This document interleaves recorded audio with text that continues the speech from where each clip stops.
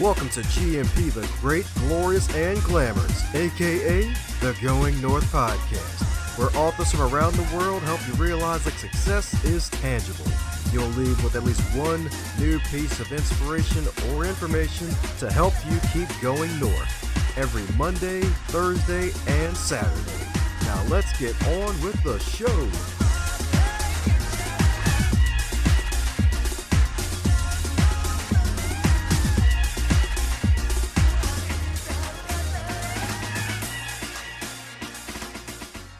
And today on the highlight reel builder for authors known as GMP, the Great, Glorious, and Glamorous, this is the Going North Podcast, and it's another Mayhem to Miracles bonus episode with, my goodness, you're in for a treat that's good enough to eat 3 times over, because we got a fellow Virgo in the building, baby, and a fellow lover of making folks be more childlike, because folks be too serious for no reason. Because today's guest in particular, my goodness, all the way from Tunisia, North Africa, y'all. That's right. We got another international guest who actually was more developmentally advanced as an average child, walking, talking, singing, and dancing early. So my goodness, she's got a great brain on her shoulders because she spent 9 years working at a high-level consultant and manager position in the IT field, as well as human resources and research, only to realize that her perfection syndrome was damaging herself and those around her. So now today, this wonderful, marvelous lady is a mentor with a passion for empowering others. So let's give it up for Miss MBS, the marvelous, beautiful, and super special, awesome Myriam Ben Salem. How you doing today, Myriam? Oh, thank you so much for this beautiful, enchanting introduction. I'm so grateful to be here, to be your guest, to be in the company of such a wondrous human being. I mean, I really like you so much. So I'm doing really well.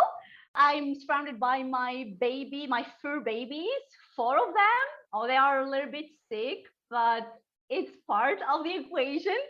So it can be better, actually. I'm so grateful and glad to be here today. Oh, yeah, that's right. I'm glad to have you here indeed. And with all this wonderful, bubbly personality and all this energy you got, folks will be like, man, was she an engineer? Folks will be surprised to find out you're actually an engineer at one point.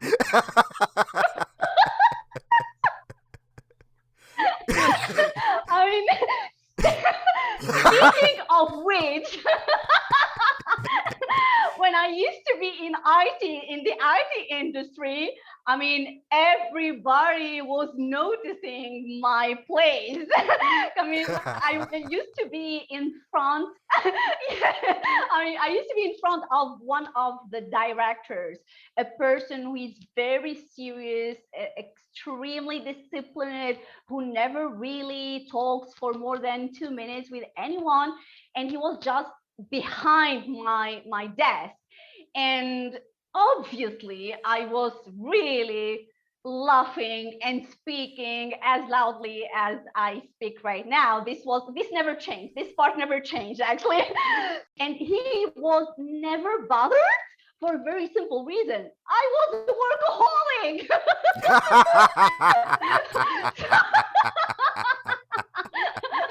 So whatever, okay.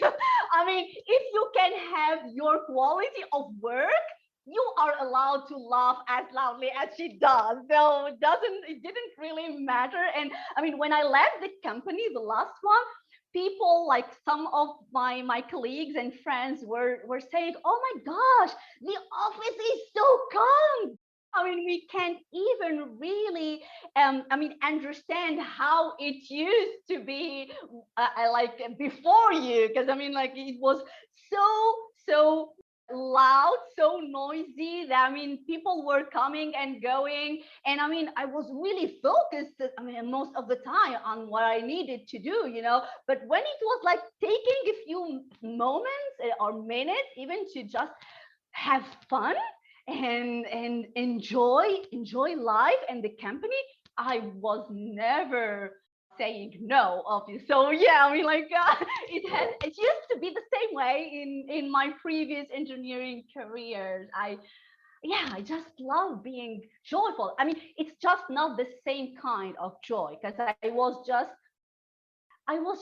stealing those moments from life, if I may express it this way. I mean, it was not really my real internal words, um, continuous state. It was just like kind of, okay, yeah, I want to live a little bit, even for a moment, and I was just that those moments stolen from life were like they meant the world to me because they were so few comparing to the misery that nobody was able to see apart from me. Because the authentic self was so discriminated against. But yeah, but the loudness, the laughs have always been of the same type. It's just that now they are becoming so genuinely expressed on a continuous basis because of coming from the authentic self, because I really understand now who I am and I really embrace it, and that's just priceless. Priceless indeed, priceless indeed. I bet they were so disappointed when you left off. It's like, oh darn, the positivity's gone. No, I don't have joy anymore. Man, we need to find some better place. It's like it's so dark in here now. We lost some sunshine. Darn Oh, oh goodness. I almost believed you. Like I was so close. it. I I mean, actually, that's really curious. That's so wonderful to even not being bothered anymore by the weather around you when you are already having your internal weather. Oh my goodness, you can be wherever, in wherever circumstances, it doesn't matter. And I mean, like, I'm saying this because by experience, I used to be so depressed, I mean, like, the former me was so correlated in terms of mood to the weather, to the external weather. I love sunshine. And I mean, like, yeah, it's legitimate anyway. I love spring. I love like seeing the flowers and the like the songs, hearing the songs of the birds and wherever, which is part of spring. But I was really, really getting so down just because of winter, just because of the lacking sunshine, which is kind of, yeah, I mean, like, logical when you are so insecure and so depending on the external world. So yeah, so I don't believe you, but I understand you. Yeah, but hey, it's probably true. They probably miss having you in the office for the most part. So, in this phase of joy where you have true joy now, what helps you to find that true joy where you are now? Wow. I found something, some mission that goes much beyond my small self during what I call my out of body experience that saved my life. I mean, this was just the starting point of seeing the truth, of seeing the trap, of seeing all the lies, of seeing that this universe, this fantabulous universe, was anything but revolving around my small self to feel that miserable just because of some problems which I wasn't able to understand, obviously. So, I mean, like, during that, oh my gosh, during that moment, it was like, wow, wow, this has never been about me. Everything that I used to believe was true was just a trap. And I was just able to see that I was here for something much bigger. I was here to leave a legacy, to leave any tiny impact on one person or on one animal, whatever it is, just something that is not directly correlated to myself. And that's something that is really nurturing my soul and soothing it every day. No matter what I do, the way I show up, the way I interact with people, the way I can be even so connected, so magically connecting with pure strangers. And the way my heart is open to receive anything coming from the universe is just making every single day matter. And actually, I would go even further. I don't want to die, you know. The fear, the instinctive fear is still here. Obviously, that's something that we can't control.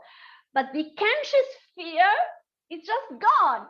I mean, I don't want to die because I feel that I have much more to give to back to the world, but I'm not afraid of dying, simply because, as I told you, every day I can be my very best version and I can show up as a servant leader. And that's just enough for me to welcome death with open arms. Like, no matter when it comes, it's just not a problem anymore. I detached myself from this fear of dying because, I mean, it's worth it. It's worth living anyway, and any day is okay for me.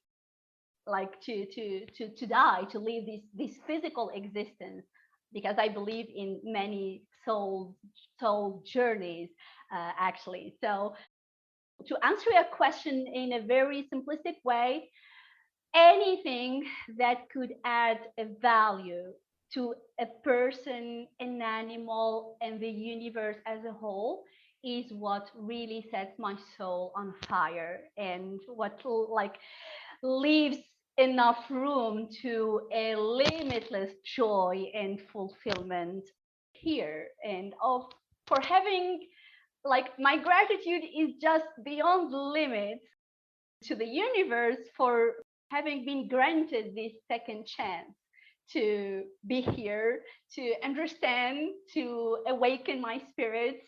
And I'm even grateful to all the traumas that, like, pushed me to that point in life, and without which I would have been probably the former miserable me, suffering from the imposter syndrome. And I'm grateful mostly for the timing of every trauma, because, like, there were times where I wasn't ready for this specific one, and it just like made sense. I mean, like, now everything is making sense.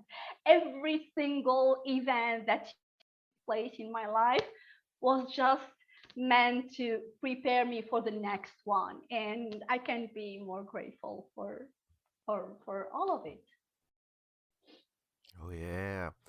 That's what I'm talking about. All the gratitude in the world. That's right, indeed. Yes, indeed. Yes, indeed. And the trauma, you're definitely right about that, because if I'm not mistaken, we're coming up on 4 years since the 2018 suicide attempt, right? Actually, it's less than that because it was in September 2018, so it's kind of 3 years in.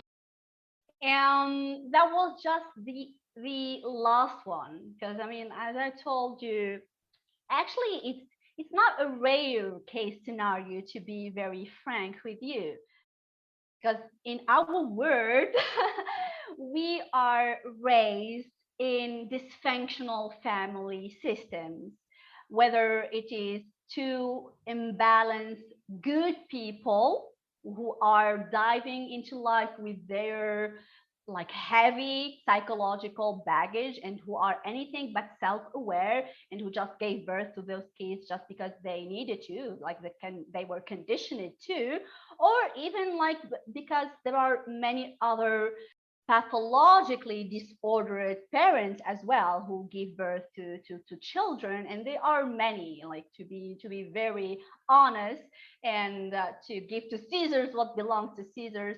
We have as many good people as bad people in this world, and there can be both parents, and this can be really having a lot of damages on kids. I mean, that's why we see like that much imbalance in the world in the first place. Like, the manifestations are just too numerous to be went through all of them. And I mean, what I'm trying to explain here is that because of this pattern of being raised in dysfunctional family system, where we are conditionally or inconsistently loved, while a kid needs to be very unconditionally loved and feeling that they belong and they need all the attention in the world and that they matter the way they are, because we are kids and that we tend to believe that our parents or caregivers can be anything less than perfect, we need to find a substitute narrative where we are the villain, where we are the problem. And that's how all the limiting beliefs start to build up. That's how all the coping mechanisms are created. And most importantly, that's how our attachment style, insecure attachment style, is developed. And actually, I need to admit that I love the attachment theory, and that has been evolving actually from the first time it was initiated in 88 or 89, if I'm not wrong. And it was really like evolving with many subtypes. And it's so powerful in explaining our daily interactions and how people relate to each other and overall the human behavior. It's just so powerful if we learn the mechanisms. And when I used to be a kid, I developed what we call the fearful avoidant attachment style. And that one is also can be like having the terminology of disorganized. And there is a reason actually. I mean, it's kind of a combination between two opposite poles, really like two opposite ones. And actually, the first one, on one hand, we crave intimacy, we crave connection, we wholeheartedly invest ourselves in relationships, and we naively offer or give our trust to people. And in order for us to try to get something in return, we really developed a superpower we call mind reading. I mean, we needed to just pick up on the swings, the mood swings, the body language, like anything that we could. We are too attuned to others, and we need to like see everything, and so that we can accordingly respond and maybe just maybe get some validation and love and respect that we crave so much.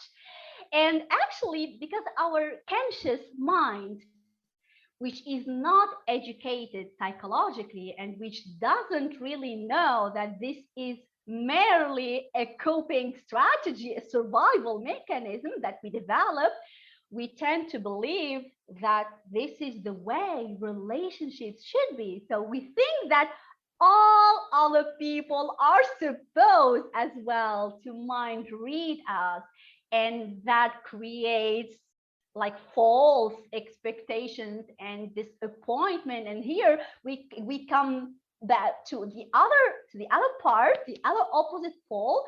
So when we continue giving and giving, and mostly like people like the former me are attracted to what they know best, what they are familiar with in their environment, which is kind of the opposite pole. We call the dismissive avoidant. And that's what we are really, the bond that we know, that's what we like erroneously confused with the genuine love. So in general, those people are not really emotionally available. So I mean, like it doesn't and would never work, you know? So when it is too much, when we have been giving too much and that we are just disappointed, we can really instantly become very resentful and cold if we stay at all in the relationship. Like we can just switch of like in instantly. And that's why it's called disorganized. I mean, like you are too warm and then you are too cold, and too, like it's really confusing for people to even get what's happening.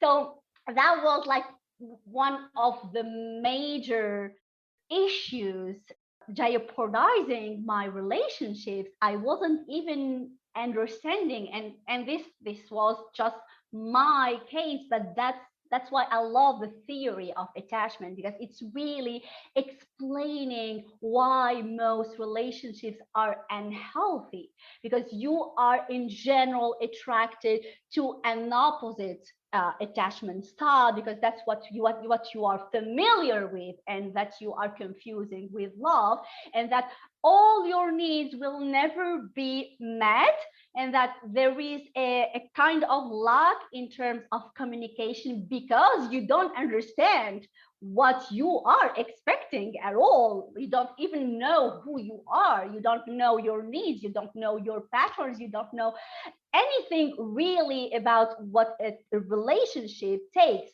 what building the glue of a relationship, which is trust, takes.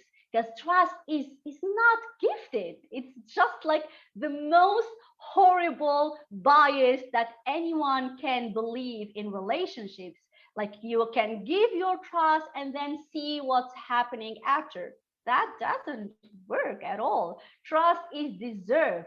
While you can give your genuine love to anyone and anything in the world, that's just unconditional, not depending on anything, and it's a choice, obviously. Relationship is a completely different story. Relationship is earned. Relationship is really the fruit and the outcome of a healthy investment that can only be possible when the two-person in people involved in the relationship are healthy to some extent and self-aware to a very high level, because there will be, of course, misunderstandings. There will be moments where like things will not be good, and if you are enough self-aware and humble, you can still work out things, because you have already been building the trust reserve, and you can like take some withdrawals without any problem. So that was like, yeah, some kind of a major problem leading to the final episode. And there was also more criteria, more prerequisites in a way, because I have been knowing many manipulators during my life, many abusers, and I was oblivious, obviously, to the abuse, because most of them, if not all, were very subtle, like very good manipulators. Not like nothing, there are the very overt manipulators, like who you cannot miss out their temperament, their ugliness, their cruelty. They are so overt in their games. But the most dangerous ones are the subtle, the ones that are really confusing and so good in gaslighting you. And by gaslighting, I mean making you doubt your reality. This is one of the most favorite strategies shared by all abusers and manipulators. And so the criteria was that I was so fast to self-doubt. So I mean, like if they are really good, and that I am also so bad in trusting myself and my God, which was always telling me something was off. Obviously, it was really like hard to just disengage from this kind of relationships. And the other criteria was that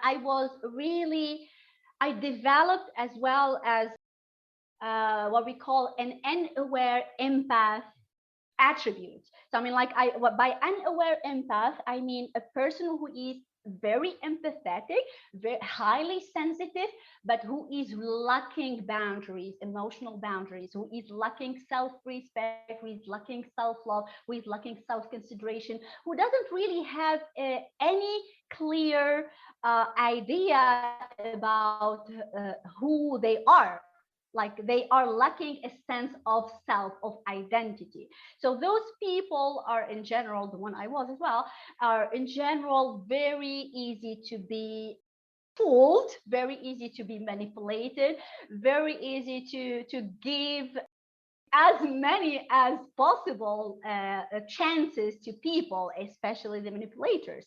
So those were the criteria, and obviously the other one, the third criteria was my savior pattern. This is also part of the conditioning. So like you develop what we call the savior pattern is the will to be the fixer, to always fix everything, and especially people and relationships. So like when you see that you can probably do something for a person and take them to realize their potential that they are not seeing, that you are having the illusion of seeing, it's just like yeah, you don't really control it, you need to save them, you need to do something about it. So like those, all those like yeah, all this combination led to being over and over again in toxic relationships. And at some point I was working as an IT project manager in France, and I was not really getting why I was feeling miserable despite all the perfect image from the outside. And I used to have a dismissive, avoidant boyfriend as well. And he came to Paris to visit for a month. And it was really chaotic. So I mean, when he left, I was just, I mean, I couldn't really take anymore. I wasn't appreciating being there. And I mean, this chaos and just like a breakup and a heartbreak, I was like, oh my gosh, I can't stay anymore. I need to understand what's happening to me. And an existential crisis took place. And I went back to Tunisia just to understand what was going on. I just left everything without any plan. Luckily, I had some savings so I could survive for a while. And I was just like wondering, wow, what the hell was going on with me? I mean, what is this existential crisis at all about? And I just immersed myself in what I call now the delusional self-development journey, fueled by the affirmations and the guru's motivational speeches. And you can do whatever you set your mind to, and like yeah, this kind of mantras that could perfectly work probably for a lifetime if some people are fortunate enough not to have any major incidents in their life, like that would trigger their limiting beliefs, because the affirmations work in a good way because they are numbing the limiting beliefs. And then I mean, if there is nothing that would trigger them, then maybe it can work for a lifetime. But, and this is a huge but, we would never ever be the servant leader, the true self that we are supposed to be. We would live only in the shadow of this original being. And that's unfortunate, because really, like, the good people in the world are the secret weapon to me. That's a huge part of what I'm doing in life. I mean, they are really unaware of it, but the only way to reverse our selfish, our shallow, our more times than we could even care to admit cruel world we are living in, is just that those good people, intrinsically good people who are still imbalanced and not self aware, take care of their subconscious program and break free from the conditioning so that they can at least disable the manipulators that are having the power in the world because of our enabling, because of good people enabling mostly. So, I mean, like, for me, I care so much about that real works. I mean, like when I figured out that what I used to do, I didn't figure out. Actually, I was pushed to figure out.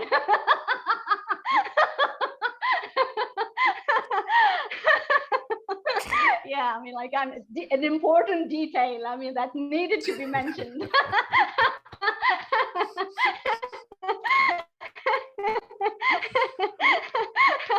So yeah, I mean, like I need to be honest, you know. Didn't expect a keynote out of nowhere.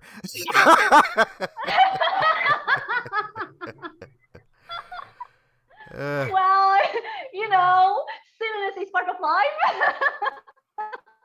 and you love it. that's right, the butterflies fluttering around. So yeah, man, I definitely love what you mentioned Yeah. about gaslighting. It's basically probably the best definition I've heard of it, where it's basically trying to get someone else to not believe their own reality, which can happen a lot nowadays with everything that's going on. So, even though it's great to be centered in reality, this wonderful book, Yeah. Mayhem to Miracles, I want to hear what you got to say about this one. So, if Mayhem to Miracles was a food item, what would it be and why? So that's basically the same story, like getting people to see that anything is possible, that no matter how hard your life may feel to you at that moment, at that particular moment, it's just a filter. It's just something that you can change at any time, and any day can be that time. I mean, something spoke to my heart a lot in Mayhem to Miracle is that all those people are who are super empowered now have been in such a bad place, as bad as the one where I used to be, and who really found the light and their way back to who they truly are. And when I was asked to participate and collaborate in this like wondrous project, I was like, oh my gosh, oh my gosh. I mean, are you kidding me? That's something that I mean, that's such an honor to just be part of a group of people who have been getting it, who have been really super consistent and courageous to just unleash the greatness in them. And this I can't be more honored by participating in such a project. And it was my very good friend Dennis Pitolko actually who told me about it, and I'm so grateful to him. And I just like was, oh my gosh, oh, where would I be able to start? And I was like, because you know you were part of it, and we don't have like we have a maximum number of words. And I was like, oh my gosh, I want to tell everything, but I mean, like I need to choose one story.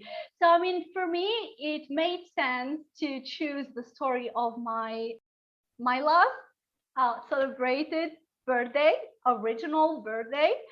And yeah, I mean, like for me, the gift that I had was just priceless. I mean, I was granted a lot of physical gifts, a lot of affections, whether it was a real, genuine affection or just shows for 35 years on Earth. And I'm grateful actually for all of it. And I like even the shows because that's all that they know anyway.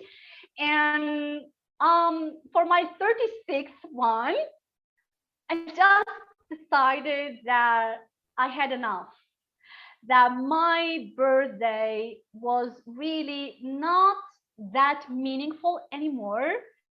and that it was very logical for me and straightforward to just replace it by my rebirthday, because that's where I started living for real.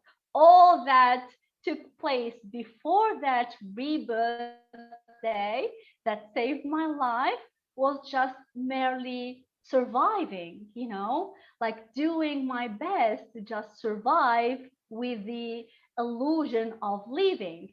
So I just made my mind, and I shared my decision with my one of my social media platforms, with all the people that know me, whether like friends or family. And I shared a little bit of my mental health struggles and why I am deciding not to celebrate it anymore. And I happen to be in my the same favorite co-working space, and one of my friends saw the post, and he called me. It's a Swedish friend, by the way, like one of my very cherished soul friends. We used to work in the same company in different partitions, and we kept being friend, or even like even much more. I mean, it was like a it was enriched, and like we kept our friendship in a more genuine and close way after leaving the company. And he was like, oh, okay, what's going on?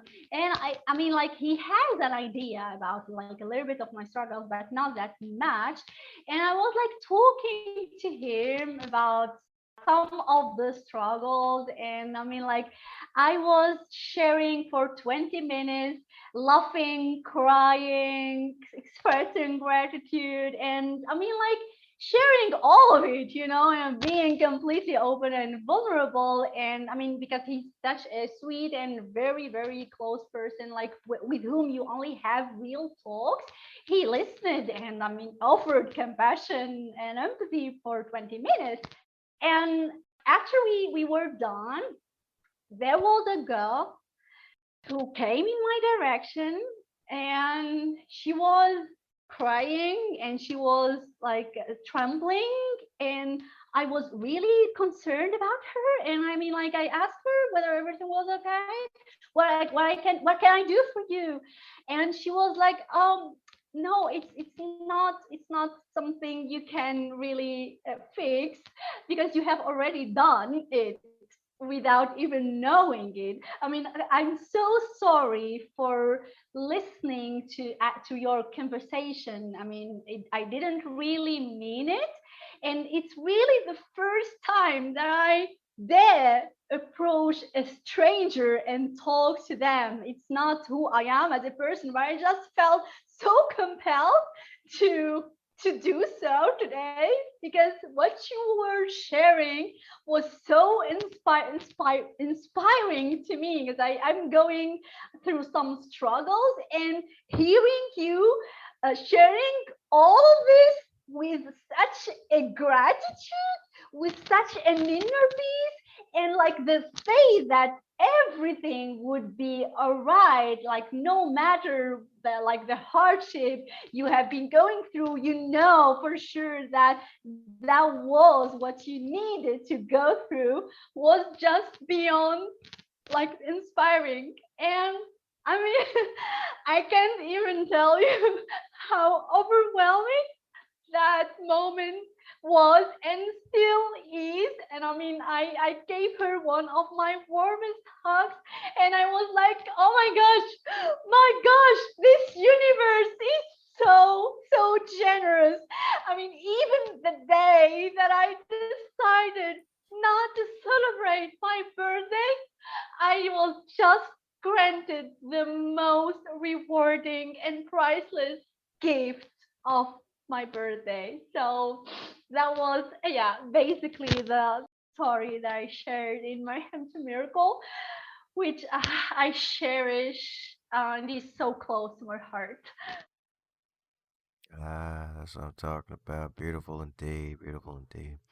That's right. Getting folks to stop being so scared and start talking to strangers. That's right. Break those old habits they're trying to get us to keep in adulthood from childhood. It's like, yeah, don't talk to strangers. Like, yeah, there's some truth to that, but also it's like, hey, you gotta make sure you get out there and make some friends, influence some people in a positive way to do some positive things, or heck, even just encourage them to be better and not butter. And speaking of butter, if Mayhem to Miracles was a food item, what would it be and why? Wow. Oh, wow, that's such an original question. um, I would say honey because of the sweetness of the miracles that emerge from mayhem. Like if a miracle was just a miracle itself, yeah, it's really beautiful and grandiose. But I mean, if it emerges from a mayhem, it adds much more sweetness and, I mean, beauty to it. And also because honey is so healthy for the physical, at least, health. Of course, when consumed like in a moderation. Like anything consumed in exaggeration would not be healthy anymore. So I mean, healthy and sweet, that's how I would describe mayhem to miracle. Ah, there you go. That's right, because she's into y'all. That's right. She's calling herself a bottle of honey, y'all. That's right. That's right indeed. Let me stop.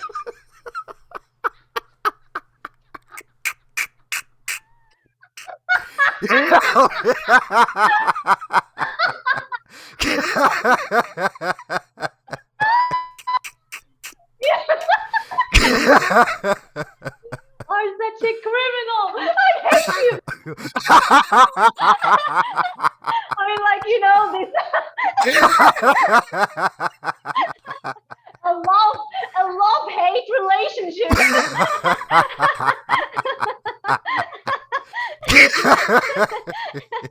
Oh my gosh, I really, really, really love the inner child manifestations. And oh my gosh, I so love what you just said. I think I was lying.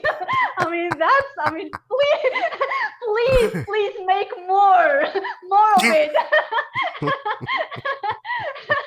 That freedom, oh my gosh, that freedom of the inner child is what I want to see in every single person I interact with. I mean, like that's why I try at all being silly. Like for the quick story, I was once in the gym locker room, and I really, yeah, I love talking after having my class. Santa, because I'm so excited, and like not only my natural joy, but also the endorphin and the warrior spirit, and like I'm like not only talking, I'm just talking so loudly and so quickly that I mean like it's just so funny to watch. And I mean I was in that locker room, and yeah, and I was talking to one of my gym friends, and everybody was getting ready to go home. Like they took their shower and they were getting ready to go, and I was there for probably 30 minutes still talking. And I was like I and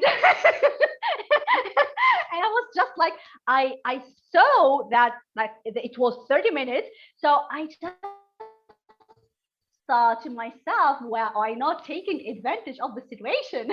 And I just looked to myself and I said loudly to like everybody, and I mean, like most of them, I didn't know them at the time.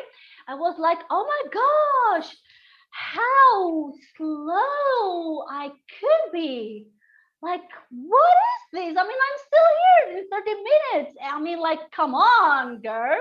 And I mean, everybody was just like confused, like I was like internally laughing because seeing that confused facial expression. They didn't know whether they should laugh or just and not say anything. And I mean, like that was so beautiful. And I was like, oh my gosh, okay, maybe enough.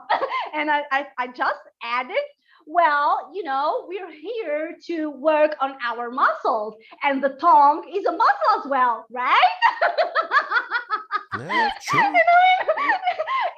I was, oh my gosh, and that like that inner child laughter, or at least smile for the shyest of them, that you can see in the eyes, was so priceless, so beautiful, so nurturing. I mean, like I was, okay, this is a very good day. I mean, I so get you. I so love your silliness. Yeah, I mean, it has such a power, because actually there is a big difference between toxic humor and silliness and healthy humor. Like, I mean, you can be silly and nurture the inner child and empower the person, or you can be toxically making jokes and just like hurting the person, because you will be making your jokes at the expense of other people, downgrading other people or communities just for the sake of feeling better about yourself. And that's something that is completely not humor to me. So as long as it's silliness, as long as it's healthy humor, self-deprecating, mostly, that's the kind of humor that I love the most. I'm in, fully, wholeheartedly in. That's right, she's in there like swimwear. Well, we're coming down to the magical question that every guest gets to receive, and that is, if you were to wake up tomorrow and you are 25 again, but you're in the current year of 2022 with all of your knowledge and experience, what advice would you give to yourself? Ah, well, that's, I mean, a question that wouldn't make much sense to me, because I'm 37 today, and I feel much younger than when I was when I was 20, not even in my 20s. Because the secret really is to reconnect with the inner child that was discriminated against. So for me, like, really, the number itself doesn't matter anymore. The way you feel about yourself, the joy of that inner child that is eventually and hope, like, fortunately released and unleashed and set free, is just not giving any importance to the number per se.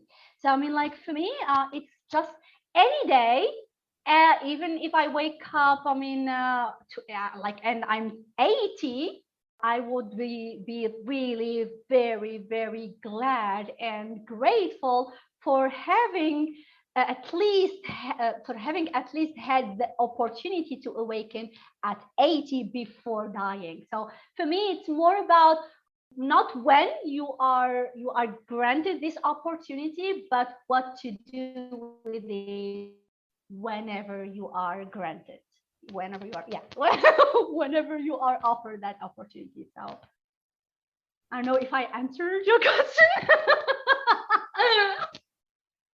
Oh, yeah, don't worry. You answered it. A lot of folks answer in different ways. That's the tricky part about it. It's a three-part question. Most folks focus on part one. It's here part one. All the rest of it, yeah, whatever. Yeah, I'm 25. Yeah, you're like, okay.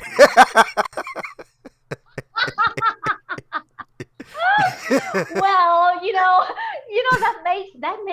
that word that rich and beautiful is because of our, like, yeah, I mean, like, similarities, yet differences, like even if we are all like very connected to the authentic self, which like the foundation, whose foundation is really the same, like the character foundation is the same for everybody originally. But what makes us very unique and special and like making the word really rich are those like very specificities, like very like our awkwardness, our silliness, our way of expressing ourselves, our like what we like, what we don't really like. So I mean, like whenever, whatever, like however you can perceive a question is just part of the special you, and will be always very, very welcome at any time.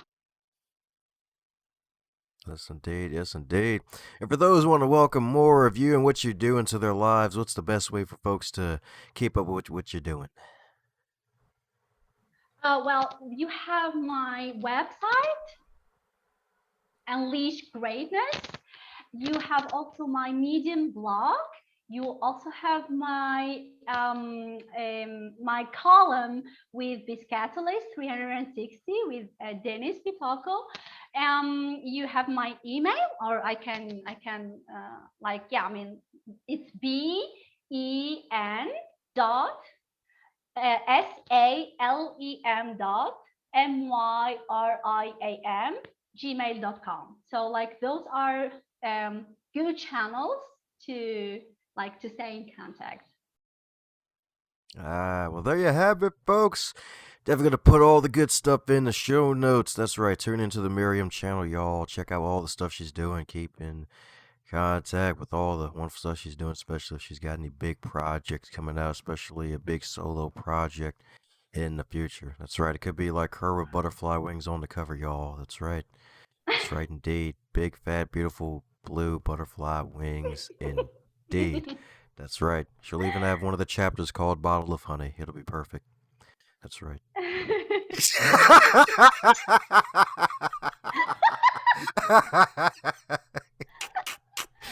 tried my best, but it's not possible.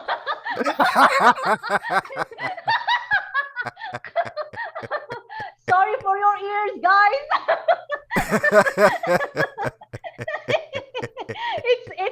It's not my fault.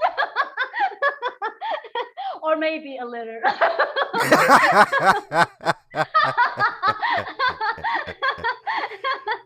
Ain't no need to apologize for your fabulous. Oh, thank you. I had such a blissful moment with you, my friend. That's right. That's right. That's what the B and Ben stands for. It stands for bliss indeed. So, any parting words before we close up shop? Oh, well, I really don't know what to say apart from what I've already said. I wish that more and more people listen to the call of their authentic self. And you really need to just pay attention and be brave enough, be humble enough, be honest enough, be open enough to challenge all the beliefs that you have been taking for the absolute truth, and be consistent enough to really unleash the greatness, the servant leader, like limitless amounts of love, of genuine love for the whole world, not only for a person or a circle of people. And it's all possible for all of you. You only need to take a chance on yourself. That's all that you need to do. Everybody knows that the best listeners listen to this part of the interview when it's all over. To solidify your status as a champion, be sure to subscribe to this podcast, leave a great 5-star review on iTunes, and share with someone that you care about and that would enjoy this content too. Keep being a fabulous, super special, awesome human for making it this far, and I hope you enjoy the next episode just as much.